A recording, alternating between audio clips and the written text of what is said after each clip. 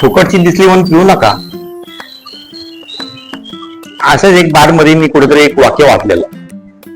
एक माणूस, त्याला मरायचा शौक होता, त्याला टेन्शन झालेलं, आणि त्याने काय केली, छोटीशी ग्लास मध्ये घेतलं, त्यात थोडं विष घेतलं आणि तो त्यात टाकलं. ग्लासमध्ये टाकलं. त्याला मारायचा त्याने प्रयत्न केला, पण ते 2 घोट खाल्ल्यानंतर त्याला काहीतरी असं जाणवलं, आणि ते असंच ठेवून बाहेर निघला. बारच्या बाहेर निघाल्यानंतर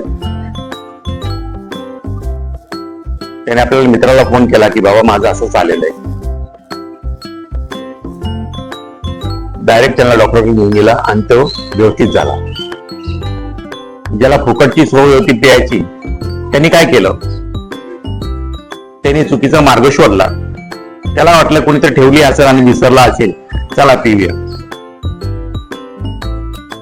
ती दारू घेतली, पिला आणि टपकला. तर देणारा माणूस म्हणला, अरे मी तर व्यवस्थित दिली, सगळ्या लोकांनी पिलेलं आहे. तर बाबा रे, नंतर त्यांनी सीसीटीव्ही कॅमेरा चेक केला की हा माणसाने दारू पिता पिता सोडून गेला. आता त्याचा शोध लावला, तेव्हा तो भेटला आणि म्हणला, तू मरायला गेला तो दुसराच मेला ना. आता असं कर, तू एक गुन्हा केला, तुझ्यावर आलेला आहे, तू गुन्हेगार आहे, तुला आता ही शिक्षा घ्यावं लागेल. अशी शिक्षा झाली, केसही झाला.